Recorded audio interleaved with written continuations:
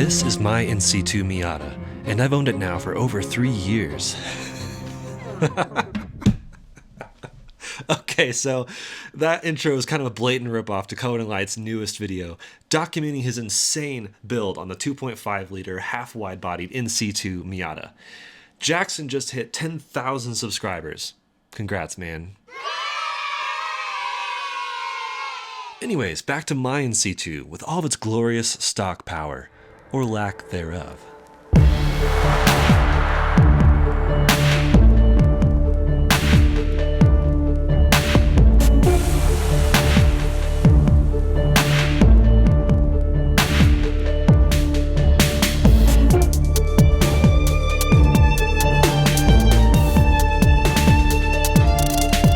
Hey, welcome back to Flywheel Films, and welcome to a beautiful January sunset in snowy, cold Colorado. Keyword January, Happy New Year, because this is when I'm going to talk about all my hopes and dreams for the car for the year. Now, if it's after January, call me on my bluff, because inevitably I'm going to fail on something and not come through on one of my goals, but let's lay them all out, shall we? So, for the sake of phonics, we are going to separate these goals into 3 categories: mods, maintenance, and mayhem. Now, mayhem being basically just things out of the ordinary, which could be, I don't know, trips, cruises, vlogs, or road trips, or whatever may come.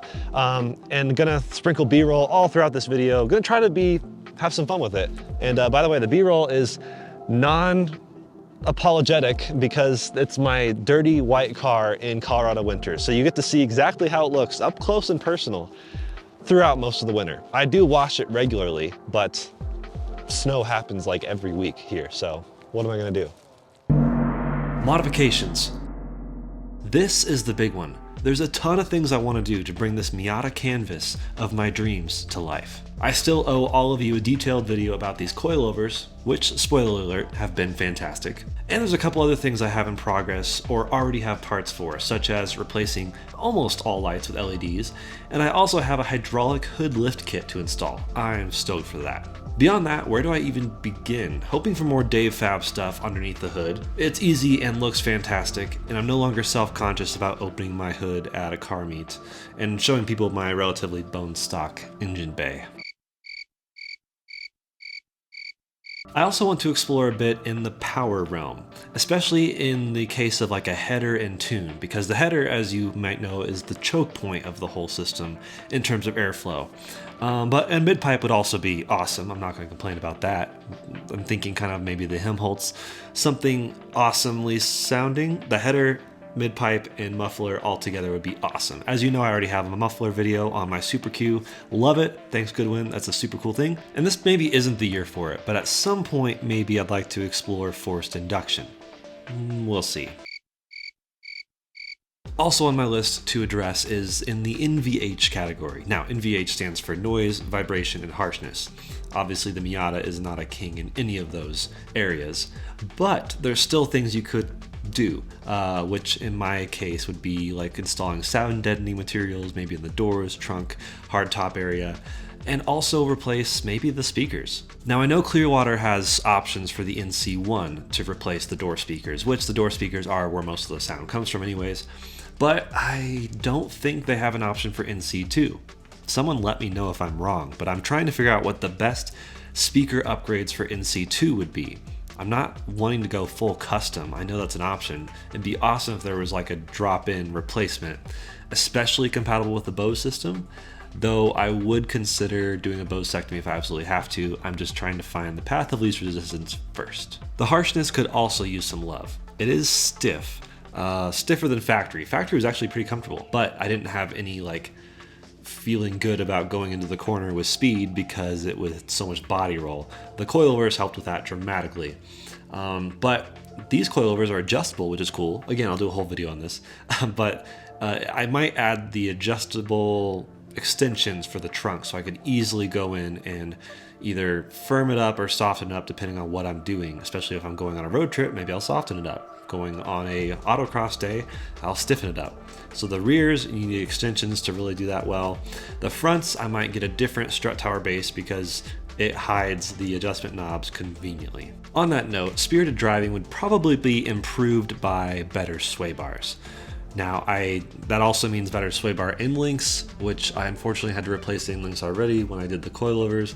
That's a long, frustrating story for that video, but sway bars are high on my list of priorities. Now, wishful thinking might be something like a tap turn module. For those of you who don't know, there was a tap turn and there still are some floating around. It's a thing you plug in and install, and basically it means you don't have to use inline resistors for your turn signals, and you can program a certain number of blinks when you like tap the stock without fully clicking it. Super awesome. A lot of modern cars do that. This was a way to kind of adapt it to your NC. Now, sadly, the developer, or the guy who was at least carrying the project, Scott McPhee, passed away. It's very sad. And to my knowledge, no one has taken up the torch to keep this project going. Let me know if I'm wrong, but as of this recording, there's nothing else quite out there that does it all. Now, I know there's inline resistors, and actually I found turn signals that don't require resistors. I just would love to have the tap 3 blinks type thing. That's all I want. But speaking of wiring things, I'd also like a new backup camera. Mine's okay. It just has those really cheesy looking LEDs, and it's a bit bulky. Every time I see it, I'm kind of like cringing. And also, speaking of wishful thinking, maybe a smart top module. That would be cool. It's something that people with the PRHT NCs have and love, and even the NDs get it for the RF, the retractable fastback. It basically allows you to put your top up and down at certain speeds, or even have like a one-touch type thing. You can program your top essentially. It's on my list, but it's very low in the priorities because I pretty much drive all the time top down, or if it's really cold, I'm top up. There's almost never a case where I'm like wanting to do it on the fly, so it doesn't bother me that much, but it would be nice to get. Maintenance. Perhaps less exciting, but perhaps more useful, is the maintenance material. Now, as of this recording, just around New Year's, I passed 86,000 miles. I've owned this car for almost 60,000 miles. Wild. Thus, this will be a big year for some big maintenance items. Now, I've already done content on wheels and tires especially being a wear item, and of course the oil change and tire rotation video was another thing I did, so check out all those videos and just see what I've done. But here's what's around the corner. 90 to 100,000 mile interval. This is a big maintenance item. I think it's technically 90K, but I did the last ones at 32K and about 66K respectively. So this one's lining up to be right around the 100,000 mile mark, such as things like transmission fluid flush, differential flush, brake flush, things like that, which I've actually done, just didn't film because I was tight on time on vacation. So I'm going to film those, show how all those are done, because they are coming due. And then there's brakes. The original brakes were basically metal on metal when I bought the car at 30,000 miles, and somehow I've gotten the exact same OEM brakes to last 60,000 miles.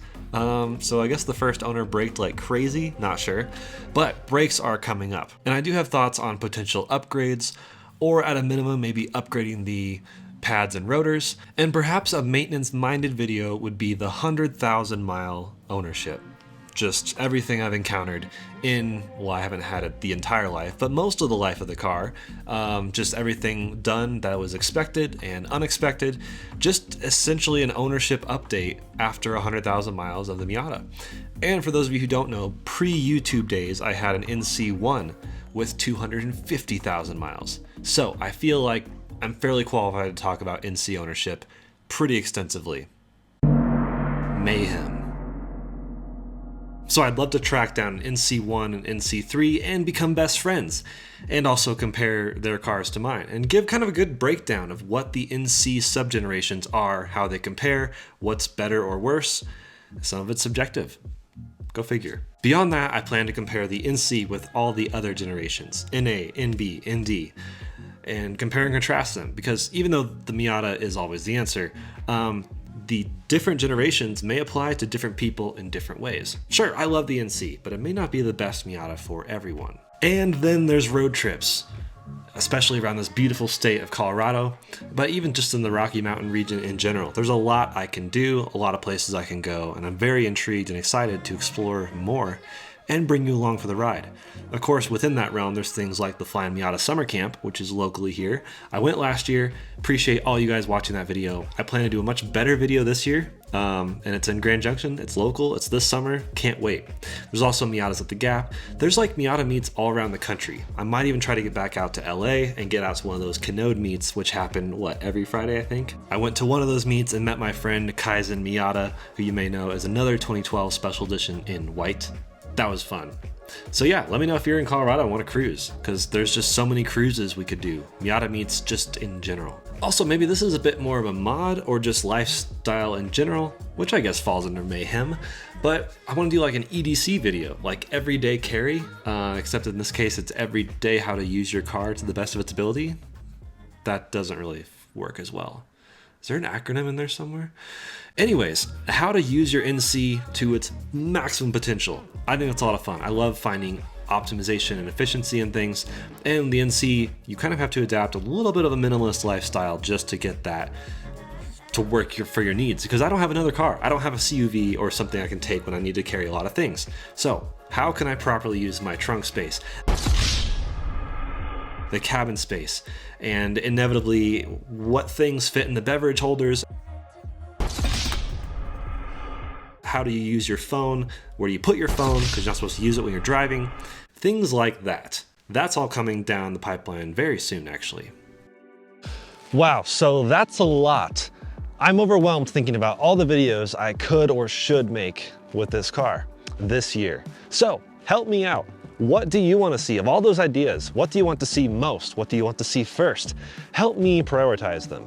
And if you were in Colorado and have a stock NC I could compare suspension with, or an NC1 or an NC3 for that comparison, or any other generation Miata for those comparisons, hit me up. Let's make a video. So that's been it. The sun is setting, but the sun will not set on my dreams and aspirations for this beautiful car. I think that's a little cheesy. But thanks so much for watching, guys. Always a pleasure to take this journey alongside you. Thanks so much for the support. And I'm feeling excited and intrigued and inspired about this year. We'll see what I actually get done with this car. And we'll see if Austin ponies up and actually makes a video on what he wants to do with his Fiesta ST. Until next time, cheers. Also, I'm not really sure why there's a chair over there. I've been wondering that this whole time. Yeah.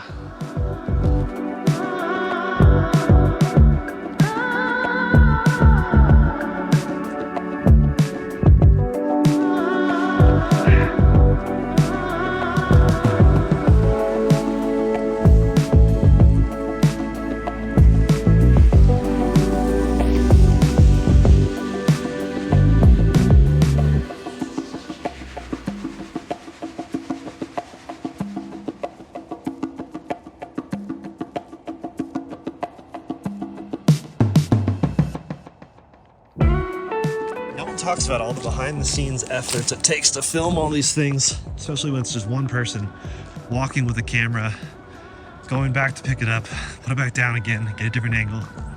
Drew Sims knows what I'm talking about.